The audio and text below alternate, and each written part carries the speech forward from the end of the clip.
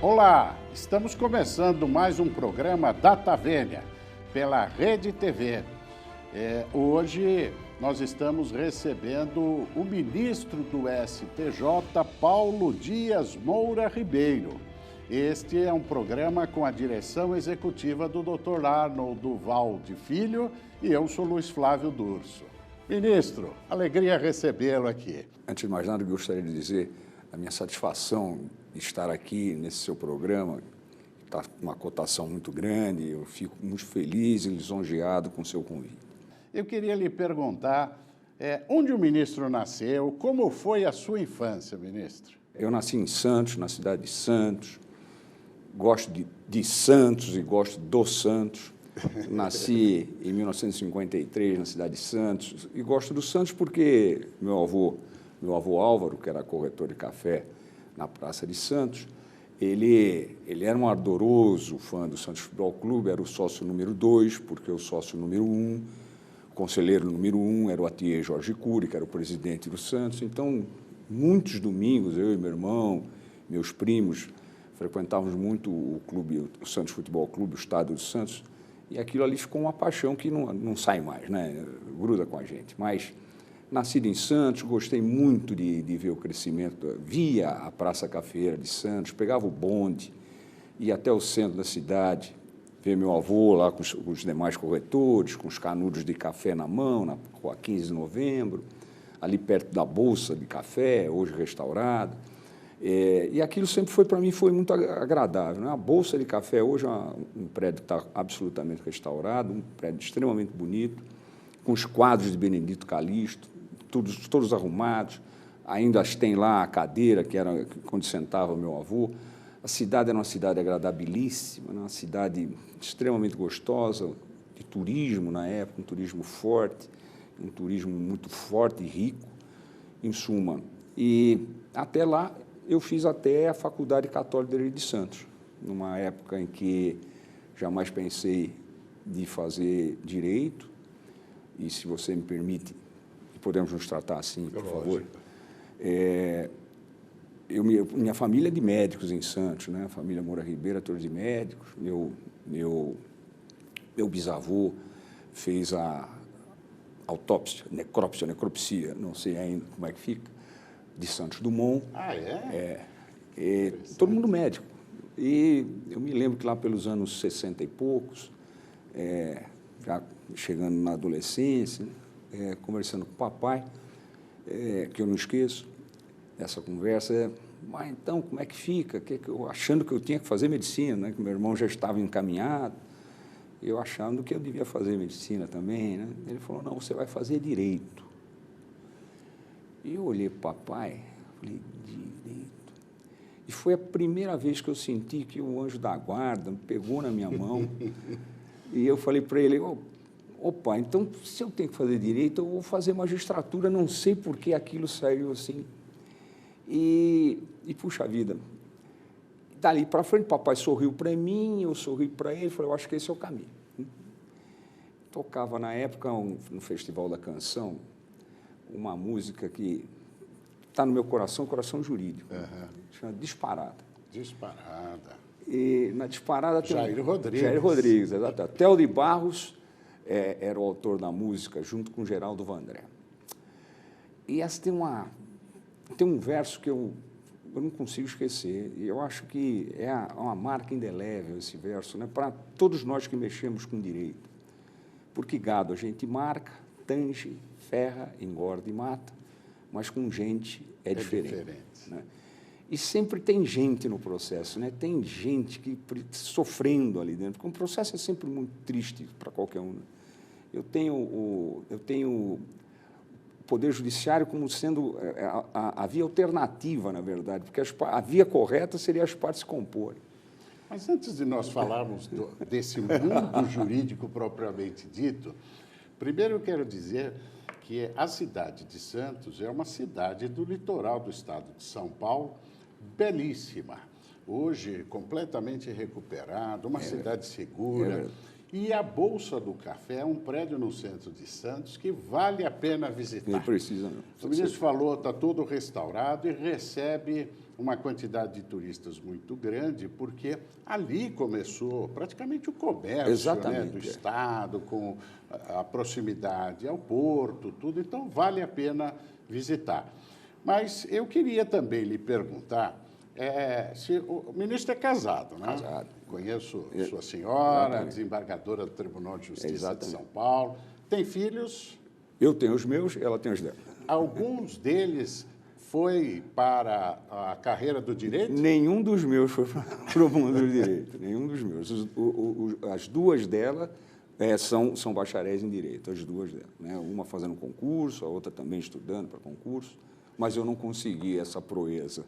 E o ministro falou também que seu pai, médico, lhe sugeriu a faculdade de Direito. Isso, o ministro tinha quantos anos? Então, isso aí eu devia estar com meus 16 anos, por aí, 16 anos. Meu pai não era médico, meu irmão dele era, meu avô era, meu irmão é também. É interessante, né, ele falar isso. Graças a Deus ele falou isso para mim. E manteve depois essa vontade de estudar Direito? Nunca teve dúvida da faculdade que queria cursar? Eu queria dizer uma coisa. O dia que eu entrei na faculdade de Direito, eu logo quis fazer um estágio, né, que eu achava que era extremamente importante, porque a teoria é muito bonita, né, mas a gente precisava ver aquilo aplicado. Bem, e eu dei uma sorte danada na minha vida, que eu fiz estágio com dois grandes professores da faculdade. Um, Francisco Carlos Costa de Barros, que foi conselheiro, foi presidente da OAB em Santos, foi conselheiro da OAB em São Paulo, um autor de livros sobre inquilinato, ele dominava esse tema, advogava muito. E outro, Zé Paulo Fernandes Freire, um luminar do direito, um homem que, para fazer uma petição, baixava livros em quantidade. E eu convivi nesse ambiente de livros de qualidade. Tive muita sorte, na verdade. Né? E isso, para mim, foi extremamente importante. Mas faz o estágio a partir de que ano? Passei no finalzinho metade do primeiro semestre do primeiro ano, no segundo semestre já comecei o estágio. É importante falar isso para o jovem. Eu também fiz estágio aconselhado pelo meu pai a partir do primeiro ano.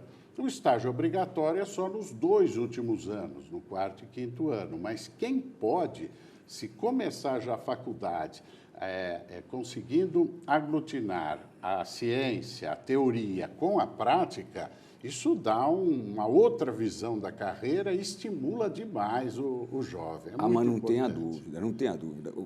A partir do 3º ano, depois do estágio, o 4º e 5º ano, realmente, todo o sabor do curso de Direito ficou muito mais gostoso, porque eu vi aquilo no fórum, lá no Fórum de Santos. Aliás, um fórum maravilhoso, com juízes sensacionais, aquilo só fazia me incentivar realmente para a magistratura. Mas terminado o curso, se formou em que ano? Eu me formei em 1976. 76. Prestou exame de ordem e começou a advogar? Sim, eu fiz aquele exame da ordem lá na OAB em São Paulo. Sim. Tinha oral, né? Tinha oral, exatamente. Lembro até do que caiu para mim, caiu uma sessão de duplicato, o endosso de uma duplicata, o fato de a relação endossante e endossatário ser privilegiada, de ser mantida mesmo no endosso. Fazer um estudinho, e era bacana aquele exame, né? Era uma banca mesmo, muito bem organizado, tinha o horário certo para começar. Olha, é uma das coisas que eu não esqueço. E depois tinha a entrega da carteira, que hoje ainda tem, né? Mas aquilo era um coroamento, né? A gente chegava... momento inesquecível. Não se esquece, não se esquece. O exame de ordem, nós temos até hoje, não há mais o exame oral, até pela quantidade de bacharéis que se submetem ao exame, mas ainda reprovamos, em média, 80%, 85% dos candidatos. É um percentual. Aí tem um aspecto também que diz respeito à qualidade do ensino jurídico, que nós vamos falar daqui a pouquinho. Mas quero voltar ao tema do estudo. O ministro nos falou há pouco da importância do estágio na formação. Mas uma vez formado, depois de passar no exame de ordem, começa a advogar, etc., o direito é uma ciência que temos que estudar a vida toda. Todo dia. E o ministro também fez mestrado e doutoramento, Fiz. não é? Como é que foi isso? Onde que isso aconteceu? É engraçado, né? Hoje em dia a pessoa já sai da faculdade, já está indo para o pós-doutorado, para fazer os seus cursos de pós-graduação. Eu demorei um pouco. Eu primeiro fiz, advoguei, né? Advoguei por 7 anos, sabe, Dursa? Advogado numa área muito gostosa, área de direito marítimo em Santos, era advogado do IRB. Interessante. Então, era uma área muito boa. E mesmo não tendo ninguém na família como no ramo do direito, com pouco tempo de advocacia, com esses 7 anos que lhe disse, eu já tinha o meu fusquinha pago, já tinha meu apartamento pago, né? O direito sempre foi muito bom para mim. A advocacia fui muito feliz na advocacia, realmente. Mas eu não gostava de advogar. Eu queria porque eu queria fazer a magistratura. E de onde vem isto? Como é que nasce essa ideia de ser juiz? Foi dessa conversa que tive com meu pai, não sei, aquilo brotou. Acho que o anjo da guarda pegou na minha mão e falou: você vai fazer direito, eu vou fazer direito. E realmente estou muito feliz na magistratura, né? Eu acho que eu fiz uma carreira que eu só posso agradecer a Deus. Eu fiz 2 concursos, eu gostaria de falar, se tem muito aluno que estuda, que ouve o seu programa, né? Os nossos sonhos nós não devemos abortá-los. Eu fiz 2 concursos para a magistratura. Eu fiz um em 77 e fiz um outro concurso em 1978. Nesses 2 concursos eu fui reprovado. Eu achei que eu tinha ido muito bem, mas fui reprovado. E estava achando que devia abandonar a minha ideia, aquela conversa com meu pai, mas, sabe, Durso, a gente não consegue afastar o nosso coração, né? A verdade nossa é impressionante. É uma coisa extremamente marcante.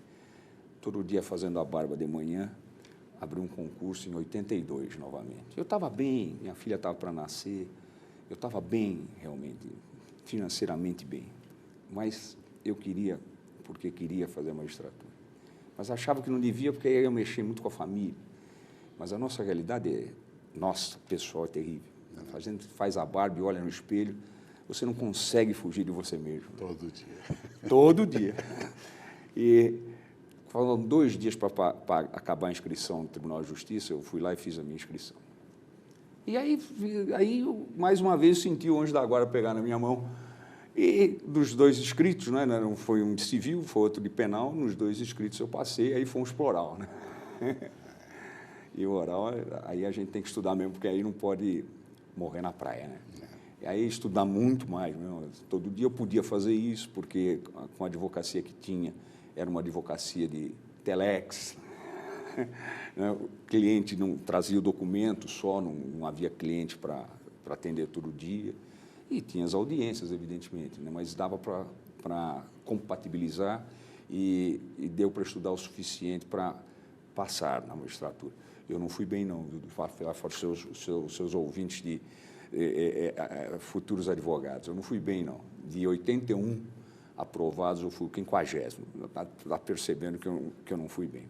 Mas, havendo amor à carreira, a gente se dedica bastante. Eu corri o estado de São Paulo, norte a sul, leste a oeste, todinho o estado, com a família, com a minha filha, depois com o meu filho. E eu não me cansei, não. Eu gosto da magistratura e tenho muito gosto de ter entrado no concurso da magistratura. Eu acho isso, ministro Paulo, muito importante, porque às vezes as pessoas desistem diante do primeiro obstáculo. É verdade. E é importante o jovem ouvir um depoimento desse, porque sua carreira, ministro, é uma carreira de sucesso. O ministro está hoje no Superior Tribunal de Justiça, o Tribunal da Cidadania, e é uma das mais altas cortes que nós temos no país. Essa carreira, o ministro também passou pelo Tribunal de Justiça do Estado de São Paulo, foi desembargador, nós vamos falar sobre isso também, mas essa trajetória é um permanente semear, lutar, se dedicar, obstinação, muito trabalho. Às vezes a pessoa desavisada acha, fulano teve sorte para chegar onde chegou. E esta é uma realidade uníssona em todas as pessoas de sucesso. muito trabalho, muita luta, muita dedicação. E o depoimento do ministro aqui revela exatamente isso. Diante das dificuldades, não tem que recuar, tem que lutar, tem que continuar e superá-las, como o ministro fez. Depois desse período de advocacia, 7 anos, prestou o concurso para a magistratura, foi para várias comarcas no interior de São Paulo. E quando vem, primeiro foi para o Tribunal de Alçada, né? Para depois chegar ao Tribunal de Justiça. Na verdade, eu trabalhei como pinguim, né? Vamos explicar o que é o pinguim. Pinguim é aquela pessoa que veste a roupinha, tem todo o peitinho branco, está tudo arrumadinho e tal, mas não senta, né? Não tem assento. Então, por isso, nós somos chamados de pinguim. No nosso jargão do Tribunal de Justiça de São Paulo. Né? Que é o juiz de primeira instância que oficia no tribunal. Exatamente. Exatamente. Bom, eu fiquei um bom tempo lá no segundo alçada, né? Que era uma beleza de tribunal, porque ele falava sobre matérias extremamente sociais, né? Acidente do trabalho, locação, arrendamento, locação de imóvel, nossa, uma coisa maravilhosa. E foi ali que eu aprendi aquilo e, aliás, eu já andava visitando, originalmente falava em desapropriação também, o segundo alçado. E foi ali que eu vendo aquela beleza daquele tribunal, como estudante, andando dentro do segundo alçada, por causa das desapropriações, eu falava, mas que lugar bonito, gostoso de trabalhar. Ele era bonito porque ele era gostoso de trabalhar. Há uma magia, né? Total, o ambiente, né? Tem essa magia. Total, né? Isso aí só fazia incentivar cada vez mais a minha vontade de vir para a magistratura. E eu gostaria mesmo isso que você falou, eu acho absolutamente verdade. Não afaste os seus sonhos, né? Você tem vontade, prossiga. Esse é o segredo. E depois o tribunal, o ministro estava no segundo tribunal de alçada civil do Estado de São Paulo, quando houve a unificação. Exatamente, veio a emenda, né? Veio a unificação.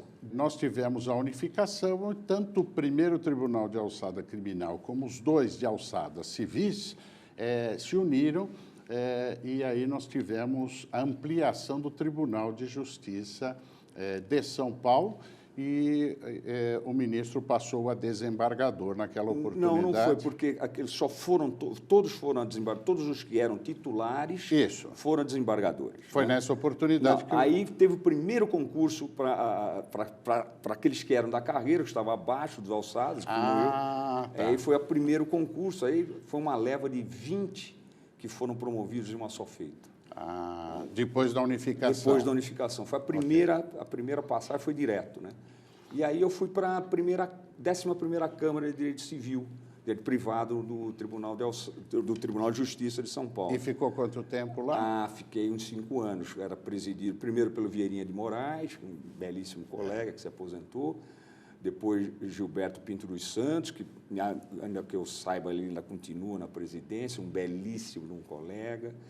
Tem outros colegas de concurso lá, tem o Gil Coelho, que é do meu concurso, tem Renato Desinano lá também, tem Rômulo Russo Júnior, que agora já saiu de lá. Em suma, eu trabalhei com gente da melhor qualidade. Levada, Cláudio Antônio Soares Levada, que é do meu concurso, depois saiu também. Em suma, posso até estar esquecendo alguns nomes, mas eu trabalhei com gente da melhor qualidade. E o ministro vem para o STJ pela vaga da magistratura estadual. Vaga da magistratura estadual. Em que ano foi isso? Foi em 2013. Então já fiz 5 anos, vamos para o 6º ano. Como é que foi esse momento de vir de São Paulo para uma corte superior? Bem, nesta vinda para cá, foi muito interessante que eu estava fazendo um grupo de câmaras, né? Foi o dia que do 5º Constitucional, Zé Reinaldo, você conhece, uma criatura maravilhosa, começando a sessão, ele pediu a palavra e fez uma saudação para mim, porque era a minha última sessão. Foi aí que eu falei, meu Deus, eu vou embora daqui. Eu juro por Deus. E depois eu tive alguns outros momentos na minha vida que, para mim, são inesquecíveis. E, se me permite, eu preciso dizer. Este foi sensacional. Às vésperas da minha posse, um dia antes da minha posse, eu visitei a OAB de São Paulo. Foi um momento, mas um momento de grande emoção para mim. Eu não sabia o que ia acontecer, pediram para eu ir lá. Achei que iam falar alguma coisa para mim, mas não sabia da grandiosidade da coisa. E o presidente Marcos da Costa deu a palavra a você. E eu fui saudado numa reunião da OAB com todos os presidentes do Estado de São Paulo, com todos os conselheiros do Estado de São Paulo. Eu confesso que isso na minha vida está absolutamente marcado. Aquilo que eu ganhei de marcação está atrás de mim, na minha sala, a placa. E depois de tudo isso que eu já estava estranho, eu fui a Santos, na OAB de Santos eu recebi a mesma homenagem. Agora, eu não me esqueço da sua fala, sei que você é um tribuno. Imagina. E confesso, eu fico ainda hoje eu fico emocionado de falar nisso. Eu só posso agradecer. Muito obrigado. Eu advoguei, se eu fiz alguma coisa na advocacia, eu fui muito bem recompensado pelo que a OAB fez para mim, pelo que você fez para mim. Eu acho importante também registrar o seguinte: a ordem tem uma importância extraordinária na história do Brasil, não é? Sim. É indiscutível. Agora, a ordem também ela reconhece talentos, valores que serviram à cidadania, que serviram à própria advocacia. O ministro, sem dúvida, fez um belíssimo trabalho enquanto advogado, enquanto magistrado. Mas não é só o trabalho técnico, respeitou a advocacia. E por conta de tudo isso, é que o mínimo que a ordem poderia lhe fazer era lhe prestar uma singela homenagem, augurando esse momento novo que descortinava em sua vida, que era integrar uma das cortes superiores. Além do que, o ministro é muito querido pelos seus alunos, porque é um professor que ama ensinar. E eu queria lhe perguntar como é que surge essa vocação para a docência. Ah, que legal, mas reitero mesmo, esse momento que eu vivi lá na OAB. Muito obrigado, foi sensacional. Muito obrigado. Bom, em suma, eu estava já chegando em São Paulo, na capital, isso então por volta de 93, eu estava chegando na capital, já estava fazendo meu mestrado, e aí recebi um convite para ir lecionar numa universidade de Ibirapuera. E o diretor da faculdade... Camargo Aranha. Exatamente. O diretor era o desembargador Camargo Aranha, processualista do crime, um homem gentil, extremamente agradável de conversa. Bom, desembargador, eu aceito o seu convite, um desafio novo, né, mas eu vou aceitar. E ali fui extremamente feliz, granjei amizades lá dentro, que hoje são pessoas muito destacadas no mundo jurídico. Foi aí, daí para frente, fui tomando gosto em lecionar. Do mestrado passei para o doutorado, já havia feito uma especialização no meio do caminho. E depois, aquelas coisas que a gente não gosta de parar de estudar, né? A gente resolve fazer mais uma besteira, que é estudar mais um pouco, e aí fui fazer um pós-doutorado em Lisboa. E aí foi um grande momento também inesquecível, foi o professor, o desembargador Marco Antônio Márcio da Silva, que me levou para lá, e lá eu tive a orientação do professor Vera Cruz. Eduardo Vera Cruz, que é uma figura extraordinária, um professor catedrático da Faculdade de Direito de Lisboa. Exatamente. E um homem com uma proficiência maravilhosa, né? E aí eu também me dediquei muito aos estudos e tal, e eu gostei, porque eu fiz uma coisa muito gostosa, que é falar sobre direito da personalidade. Que praticamente seria a base de tudo, a base dos nossos direitos fundamentais, a base dos nossos direitos humanos, né? Os romanos nisso aí já estavam bem adiantados, né? Direito à vida, direito à saúde, direito à intimidade, os romanos já... Isso foi consagrado hoje, né, no nosso Código Civil novo, a partir do artigo 11 e seguintes. É um exemplo maravilhoso, né?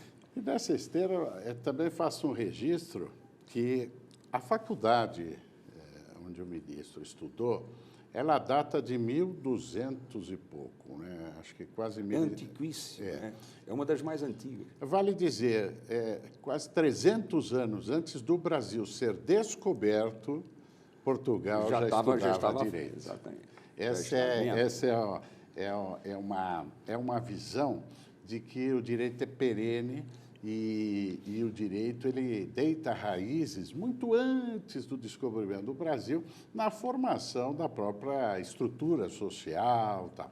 Sem falar nos romanos, etc. Mas, efetivamente, eu faço aqui esse registro porque a Faculdade de Direito de Lisboa, especialmente o professor Eduardo Vera Cruz, está sempre por aqui no Brasil, atende os nossos convites e é alguém que divide com os brasileiros a sua cultura. Merece esse registro. Ah, merece mesmo. Mas o ministro lecionou em várias faculdades. Continua lecionando até hoje? Continuo aqui em Brasília, estou lecionando no DF, sou professor concursado da Faculdade de Direito de São Bernardo do Campo, ainda sou coordenador do curso de Direito da Universidade de Guarulhos. Gosta de ensinar? Gosto. Se não tiver amor, não tem como. Também teve uma experiência como apresentador de um programa que o STJ mantém. Chama programa STJ Entrevista. É verdade. Como é que foi essa experiência? A gente vai experimentando coisas diferentes na vida, né? Mas foi interessante porque o STJ tem uns programas lá, mais ou menos na sua linha, de chamar pessoas que foram empreendedoras no conhecimento. E isto que você faz é exatamente isso, né? Mostra empreendedor do conhecimento jurídico, que eu acho extremamente importante. Né? Para levar para Para levar, para incentivar, uma injeção de ânimo. E conhecer um pouquinho a estrutura do nosso judiciário, que é tão distante da população, que só pensa na justiça quando tem um processo, quando tem um problema, mas efetivamente é uma estrutura e as pessoas que se dedicam à justiça são pessoas que devem servir de exemplo, como é o caso do ministro aqui hoje, para todos esses jovens do Brasil. Obrigado. E aquele programa continua até hoje? Esse Não, programa... eu fiz um programa realmente lá. Mas, né, o programa continua. Continua, né? Eu tive o prazer de entrevistar uma pessoa muito querida, que era o reitor da Unicid, professor Rubens Lopes da Cruz. Eu fiz uma entrevista com ele. Extraordinário. Que bom ter essa satisfação. Mas, só retomando um pouquinho, porque eu também tive uma outra alegria, aí já depois que entrei na magistratura, eu não sei se você sabe, mas eu gosto muito dos livros do professor Walde. Porque ele é um homem que tem coragem jurídica, em posições jurídicas extremamente importantes. E eu, desde do meu doutorado, eu sou muito apaixonado pela teoria geral do direito. A parte geral do direito eu acho sensacional. E uma das coisas que sempre mexe com a gente é prescrição e decadência. Né? E eu li o novo Código Civil, ele afastou, ele deixou claro onde é prescrição e onde é decadência. Ah, que bom. Então, na parte geral, ele fala tudo que é prescrição e o resto tudo não é. Né? Ele falou que engraçado. E tem um artigo 1601 do Código Civil que diz da ação negatória de paternidade. E diz que a ação é imprescritível. Eu falo, não, esta ação não é imprescritível. Esse prazo é de decadência. E o primeiro autor que eu li na minha vida que escreveu isso foi o professor Walde. E aí, na casa dele, já como ministro, ele me fez um almoço também inesquecível. E você também fez uma saudação para mim que eu não esqueço. Foi convidado pelo professor. E estava lá Ricardo Lewandowski, que é uma criatura maravilhosa. Que eu vi chegar no Tribunal de Alçada Criminal em São Paulo, um homem que sempre honrou a magistratura. E, naquela oportunidade, eu tive o momento de falar, professor, o senhor é o único autor de direito que eu vi até hoje, que teve a coragem de escrever do artigo que esse prazo não é de prescrição, que esse prazo é de decadência. Eu tive essa honra de poder falar isso. Professor Arnoldo Walde é uma das figuras mais extraordinárias que nós temos nesse mundo jurídico. E o seu filho, o Arnoldo Walde Filho, é o diretor executivo do nosso programa. Nós estamos hoje aqui com o ministro Paulo Moura Ribeiro e vamos fazer um brevíssimo intervalo e vamos retomar perguntando ao ministro sobre a questão desse alto grau de litigiosidade que temos no Brasil. Não saia daí, fique conosco. Até já! Estamos apresentando Data Vênia. Estamos voltando com o programa Data Vênia pela Rede TV, hoje recebendo o ministro Paulo Moura Ribeiro, ministro do Superior Tribunal de Justiça. E antes do nosso break, do nosso intervalo, eu indagava o ministro a situação desses 80 milhões de processos que nós temos no Brasil. Essa litigiosidade, esses conflitos que desagam no Poder Judiciário. Realmente o brasileiro tem esse alto grau de litigiosidade ou isso é reflexo de uma conscientização de cidadania? Eu acho que é por aí, né? A partir de 88, com os direitos fundamentais, que são extremamente bem-vindos, foram muito bem-vindos e são muito bem-vindos, a grande verdade é que o Judiciário não estava preparado de forma alguma para receber essa quantidade de demandas, porque não se implementavam os direitos que estavam consagrados na nossa ordem constitucional. Então, o Judiciário hoje é o deságuo de toda a necessidade dos direitos subjetivos que não estão sendo devidamente acolhidos, e o Judiciário é o caminho natural. Não se justifica uma quantidade de demanda dessa. É impossível compreender como é que há tanto litígio para fazer uma internação. O Judiciário se mete em estudo, o Judiciário se mete em vaga de creche, tudo porque é demandado para isso, mas não é função efetiva do Judiciário isso. É muito preocupante o número de demandas que nós temos. Eu afetei um tema sobre medicamento estrangeiro, melhor dizendo, medicamento não homologado pela Anvisa. O número de demandas a esse respeito era imenso, principalmente vindo de São Paulo. Mas é claro que quem tem um parente doente, quer qualquer coisa que possa ser curado, né? Qualquer remédio que digam a ele que é objeto de cura, ele vai atrás, claro, e é justo. Mas também existe, de outro lado, um custo atuarial dessas demandas, e quanto que fica, principalmente porque as sanções vindas das canetas dos colegas são sanções pesadíssimas. E foi afetado esse tema, então nós fixamos que no plano de saúde privado não está obrigado a fornecer medicamento não homologado pela Anvisa. É claro que compreende-se quem está aflito, precisa, mas há de outro lado essa questão da segurança desse remédio. O que a gente pode dizer, sem dúvida alguma, é que talvez demore um pouco mais a Anvisa do que os outros locais, Estados Unidos, Europa, para fazer essa homologação. Mas, em suma, nós também não podemos submeter as pessoas a um tratamento perigoso que não se sabe se vai dar realmente o efeito que se pensa. Interessante, ministro, esse aspecto, porque também toca numa outra questão, que são os planos de saúde, que nada mais é do que um sistema de equilíbrio entre as pessoas que contribuem, e esse recurso tem que dar condições para a manutenção de assistência de saúde e aqueles que estão ligados a ele. De modo que, havendo desequilíbrio, ou o sistema não aguenta ou ele fica inviável de ser mantido financeiramente. Exatamente.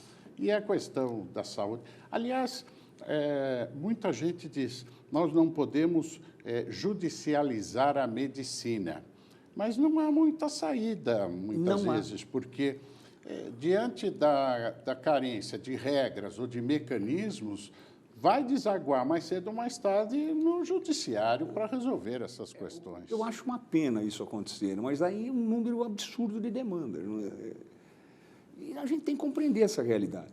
Agora, para evitar também o entupimento das vias do judiciário, e o mundo passou por essa experiência, esse drama, buscou-se mecanismos para evitar o processo solucionando a questão, que são as formas alternativas de solução de conflito. Eu sei que o ministro é entusiasta desses mecanismos também, dada a importância que eles têm para o direito brasileiro.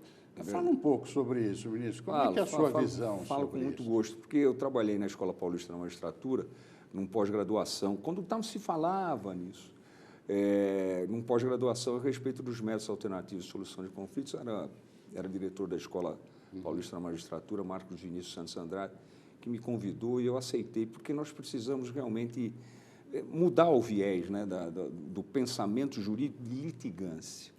Depois nós tivemos a resolução 125 do CNJ, pelas mãos do presidente Peluso, que também é de Santos, e que aí começou, acho que aí foi a grande semente de revolução, né? Porque dentro dos artigos dessa resolução havia necessidade ou a ordem de se implantar nos cursos de direito, os métodos alternativos de solução de conflitos, que agora o presidente Toffoli conseguiu efetivamente que isso fosse lei, para que tenhamos nos cursos de direito esses métodos alternativos de solução de conflitos. Eu acho que qualquer coisa para solucionar a demanda é extremamente importante. Nós podemos voltar à nossa Constituição Imperial. Nenhuma demanda será admitida se não houver prova de que houve uma tentativa de conciliação, prévia de conciliação. Muito interessante. Né? Principalmente nos casos de família, porque os casos de família são os mais dolorosos, diz a ministra Nancy Andrighi, com toda a razão. São os casos mais dolorosos, porque a família vai se destruir, quer por um caminho ou por outro, seja qual for a solução que o judiciário venha a dar, alguém vai ficar magoado, alguém vai ficar feliz, e esse que está feliz ele vai dizer sempre que tinha razão, o outro vai dizer que não tinha. Eu penso, principalmente nos casos de família, eu acho que deveria ser conciliação, conciliação e conciliação até o fim, ou pelo menos que viesse com a prova que tentaram a conciliação ou a mediação, que é muito triste se ver uma briga em família. Eu acho isso uma das coisas mais tristes que a gente tem. E lá na minha terceira turma, eu queria mencionar o ministro Vilas Boas Cueva, queria mencionar com muita satisfação a ministra Nancy Andrighi, mencionar o ministro Paulo Itar Sanseverino, o ministro Marco Aurélio Belize, que nós compomos essa terceira turma. E eu vejo sistematicamente essa preocupação. Por isso, eu gostaria também, se me permite, de entregar esta nossa ideia. Precisamos conciliar, sem dúvida alguma. Esses mecanismos alternativos, nós já falamos em outros programas também, estamos insistindo nisso, porque é um caminho para a justiça brasileira no futuro. A composição, que é a conciliação, a arbitragem, a mediação, esses mecanismos todos evitam o processo. O processo deve ser a última ratio. Depois que todos esses mecanismos não funcionaram, aí não tem jeito, tem que ser o processo. E quando falamos nessa questão da matéria obrigatória, e o ministro falou também sobre o presidente do Supremo Tribunal Federal, ministro Toffoli, que nessa busca para tornar essas matérias obrigatórias, verificamos também que a carga de matéria na grade curricular do processo é muito intensa. Muito forte. Processo civil, processo penal, processo do trabalho e tal. E nós não temos ainda as matérias que possam estimular e trazer não só o conhecimento, mas as vocações para direcionar para essas vertentes do direito. Aliás, o professor Arnold Valdo é um entusiasta também desses meios alternativos. E, por aí, eu acho que nós teremos um novo tempo solucionando o problema e evitando o processo. E esses direitos todos sobre os quais falamos estão consagrados na nossa Constituição. 30 anos de Constituição. Ministro, você acha que nós temos uma democracia plena hoje no Brasil, com esses 30 anos de Constituição democrática? O tema da democracia nunca se chega à democracia que queremos, né? Sempre há mais espaço para a democracia. É um tipo de assunto que sempre pode crescer mais, né? Sempre pode evoluir mais. Mas quando você falou a respeito do trabalho do advogado, não posso deixar de lembrar também o trabalho do advogado na Revolução Americana, o trabalho do advogado na Revolução Francesa, grandes marcos, tratados internacionais, declarações universais que temos. O advogado foi sempre importante no mundo jurídico, porque ele que instiga o juiz a dar uma decisão sobre sempre um tema novo, né? Eu acho extremamente importante e penso também que esses métodos alternativos hoje, pelas mãos do nosso presidente, o presidente Noronha, eu acho que o presidente João Otávio Noronha é um entusiasta e eu acho que ele deve implantar alguma coisa de melhor nesse tema lá no Superior Tribunal de Justiça. Penso eu que pouco mais para frente nós teremos também algum departamento para cuidar disso lá no Superior. Acusa-se o judiciário de um certo ativismo nos tempos atuais. Isto procede? O judiciário está atuando com esse ativismo ou é uma situação conjuntural que leva o judiciário a se manifestar? Pois é, eu andei estudando isso e vi que esse termo ativismo judiciário surge em 1947, através de um jornalista americano que cobria julgamentos políticos na Suprema Corte americana, em 1947. Interessante. E daí para frente é que nós começamos a pensar nesse ativismo judiciário. Mas, por exemplo, não é? Se a lei não diz, ou deixa uma lacuna, o que fazer com a questão do plano de saúde? O que é que vamos fazer? O que é que vamos fazer daqueles que se aposentam ou são demitidos, empregados, e que tinham um plano de saúde e que daí para frente diz a lei que ele pode continuar no mesmo plano de saúde, desde que custeie este plano de saúde. A terceira turma foi chamada, por exemplo, a falar sobre isso. E a lei fala nas mesmas condições. E nós começamos a discutir o que seriam as mesmas condições. Porque quando ele sai daquele empregador que pagava para ele, ele passa a pagar mais. E nós entendemos lá na terceira turma que nas mesmas condições, são nas mesmas condições de qualidade de serviço médico e pagamento. É um ativismo ou seria um garantismo? Não é? Porque alguém tem que dizer sobre isso, já que nós estamos com uma lacuna. Então, eu não sei se isso é ativismo ou se isso, na verdade, é um garantismo. Estou lhe dando um exemplo, que é um exemplo sensível, né? Um exemplo sensível a respeito disso. E outros tantos que nós somos chamados a resolver. O ministro Belívio teve um voto, só para tocar nesse assunto, que é maravilhoso. O menino tinha um pai socioafetivo e tinha um pai que depois apareceu como pai biológico. E como é que vamos ficar com essa situação desta filiação? Então, admitimos lá na terceira turma, ativismo ou garantismo. Que esse menino tivesse o registro dos dois pais, e como é que fica o sobrenome dele? É ativismo ou garantismo? E aí nós falamos, olha, não podemos decidir sobre esse direito, que é um direito da personalidade. Mas aos 18 anos ele pode dizer qual vai ser o sobrenome que ele quer adotar na frente, atrás, como é que ele quer fazer, né? E isso eu também não sei se é um ativismo ou se é um garantismo. São situações que só o direito mesmo, né? Só nós podemos viver essas coisas. A questão que recentemente o Supremo enfrentou do aborto do anencéfalo. Exatamente. Porque a população precisa conhecer as competências dos poderes. É importante dizer que o Poder Legislativo faz as leis, o Executivo governa com base naquelas leis e o Judiciário é um poder que só se manifesta quando provocado. E ele o faz no limite que Exatamente. a lei estabelece. Esta situação da participação do Judiciário para recompor a situação social, só quando provocado, às vezes ele o sem que haja lei. Exatamente. E aí isto se diz, não, mas é um ativismo. Mas eu pergunto, o que o Judiciário poderia fazer provocado para se manifestar sobre uma questão onde não exista lei?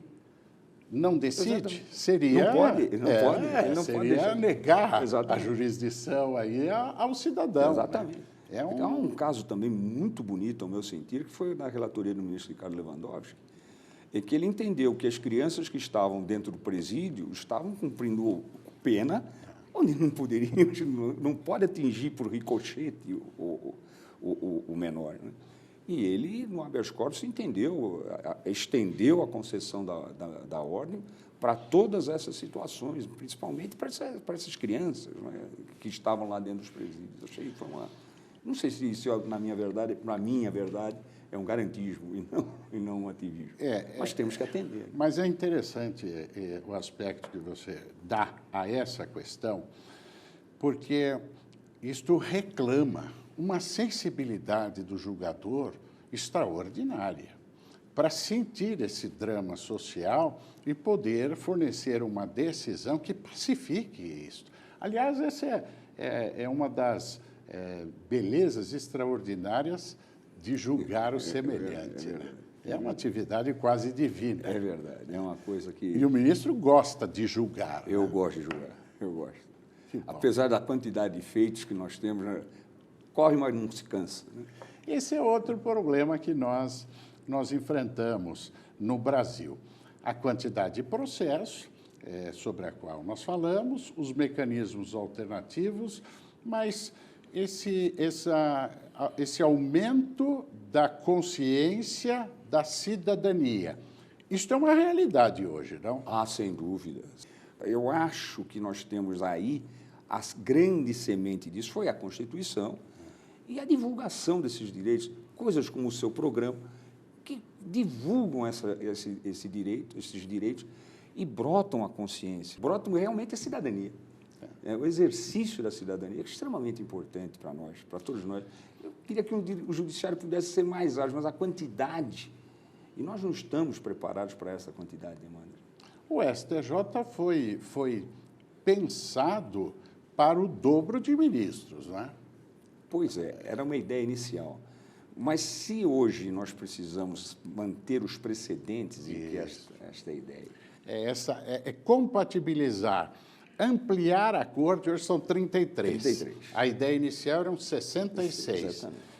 E por que, muitas vezes se pergunta, mas por que não aumenta a quantidade de ministros e toca a julgar toda essa demanda? Exatamente a fixação, a segurança jurídica hoje reclamada. Né? Porque o precedente precisa ser bem fixado. E a segurança jurídica esbarra exatamente aí ou anda de mão dada. Quanto mais gente, mais pensamentos, mais divergência poderemos ter. E isso não é importante para o jurisdicionado, ao contrário.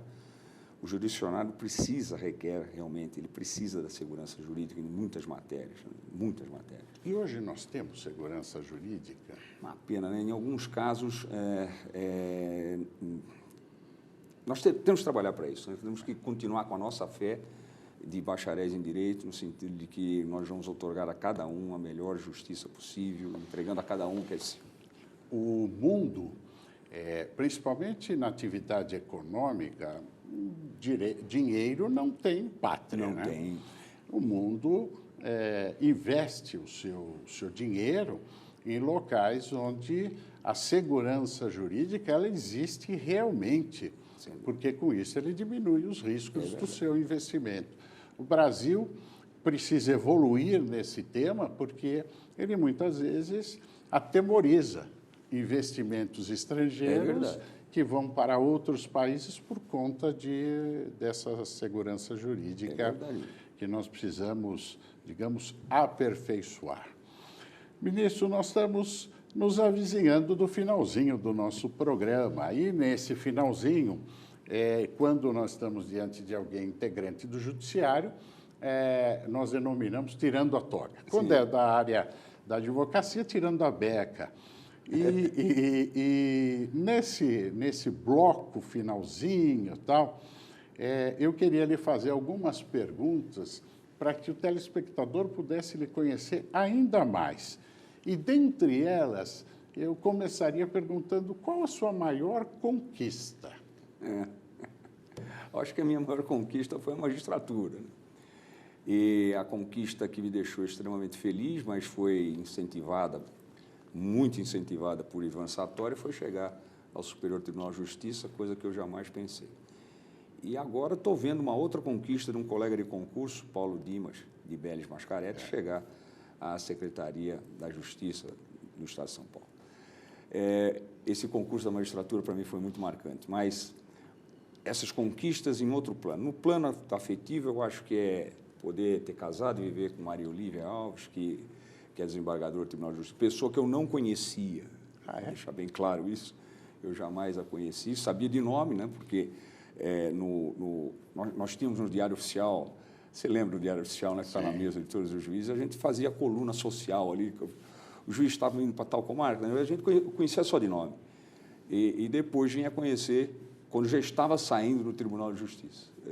Essa foi uma grande conquista para mim, do meu coração. Beleza. E o Paulo Dimas, sem dúvida nenhuma, é uma figura extraordinária como magistrado, foi um grande dirigente do Tribunal de Justiça de São Paulo e, sem dúvida, o será como secretário de Justiça do nosso Estado. Qual o time do seu coração? Já foi dito já aqui, mas... É o Santos Futebol Clube, não tem como, né? Lembra da época do Pelé? Se lembro.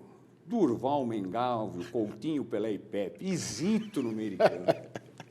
Tempo bom do Pelé. Ramos Delgado. Para nós corintianos, nós sofremos muito naquele período. Qual o seu estilo de música preferido? Olha, eu gosto da música brasileira, eu gosto mesmo. MPB. Gosto da música, gosto mesmo. Tem alguma que... Agora, eu gosto muito, de vez em quando, de ficar sossegado assim, ouvir um pouco de Mozart. Ah, sim. Mas tem alguma música que mereça registro em especial? Bom, eu já fiz um registro aqui da disparada, né, para mim. Que marcou a sua vida. Minha vida, né? Menino, sabe cozinhar? Olha, é o seguinte, cozinhar eu não sei, mas eu vou te dizer uma coisa. Eu tenho uma mania por cozinha muito grande. Então, facas especiais, utensílios especiais de cozinha eu faço. E minha mulher é cozinheira das boas. Então, cortar as coisas, os materiais que vão compor a comida, isto eu faço bem. Eu faço muito bem. Bom. Aliás, a ministra Eliana Calmon... Também, tem receitas especiais. Tem livro de receita. Exatamente. Cozinha muito bem. E um livro de cabeceira? Ah, caramba. Eu vou lhe dizer uma coisa. Eu gosto muito de história. E tudo que diz respeito aos mitos, aos deuses gregos, aos deuses romanos, eu gosto de estudar isso. E hoje eu estou com mais um. Estou atrás de um outro que saiu recentemente, chama-se Mitos, com Y. Mas esse eu não consigo achar. Então, eu comprei um e agora está na minha cabeceira. Mas esse não é bem o que eu queria fazer. Mas eu não consigo esquecer de Machado de Assis, né? Dom Casmurro, para mim, é sensacional. Que bom. Filmes. Gosta de filmes? Eu gosto. Mas eu gosto de filme de ação. Ação? É. E essas séries? Porque isso virou uma febre, né? É verdade. Tomou conta e tal. Acompanha alguma série? Não há tempo para isso. Mas, puxa, os filmes do James Bond são sensacionais, maravilhosos. Né? Muito bem. Hobby. Tem algum hobby? Bom, eu gosto de correr. Eu corro todo dia. Todo dia? Todo dia. Eu gosto de correr. Há muito tempo? Já fiz São Silvestre 3 vezes, tenho as medalhas. Já. Eu só não consegui chegar em maratona. Acho que não vai dar mais, né? Acho que não vai dar mais. Mas é um esportista? Pratica? Não, eu fui muito esportista mesmo na minha juventude. Joguei muito tênis, era bom no tênis, era mesmo. Mas depois chega a faculdade, as coisas vão acabando, então hoje eu gosto de correr. Correr, é o que eu faço. Sabe que o professor Ives Ganda, que outro dia esteve conosco, ele é faixa preta de karatê. Eu também sou faixa preta. Ah, é? De karatê. De karatê também? Tá vendo? Mas o professor Ives ia para o programa de televisão quebrar telha, fazer demonstração para impressionar a sua esposa, a Ruth. E ele revelou isso. Aliás, é uma criatura maravilhosa, uma criatura sensacional. E o filho dele segue os mesmos passos. E presidiu o TST. O TST. Para encerrar, essa seria a última questão que eu traria, que tem dois aspectos aí para serem abordados rapidamente. A questão é um sonho ainda não realizado. E nesse sonho, uma palavra para o nosso jovem brasileiro. Olha, Lúcio, o sonho ainda não realizado não vai depender de mim. Vai depender dos meus filhos, Maria Carolina e Pedro. Eu estou esperando netos, mas estou me preparando para isto. Esta é a homenagem que presto aos meus filhos. E a palavra aos nossos jovens. Ah, que bom. Que bom, fico feliz. Vamos com fé, prosseguir com fé, cada um na sua religião, mas vamos prosseguir com fé e esperança, principalmente nos dias de hoje, que nós já estamos sentindo o nosso país está voltando a crescer e esses jovens serão aqueles que vão nos ensinar talvez a mais bela estrofe do nosso hino. Verás que um filho teu não foge à luta. É isso que nós precisamos deles. Muito bem. Terminamos aqui o nosso programa Data Vênia com o ministro do Superior Tribunal de Justiça, Paulo Dias Moura Ribeiro. Um programa muito agradável. Agradeço, ministro, a sua presença e fiquem conosco, porque daqui 15 dias estaremos de volta com o Data Vênia pela Rede TV. Até lá!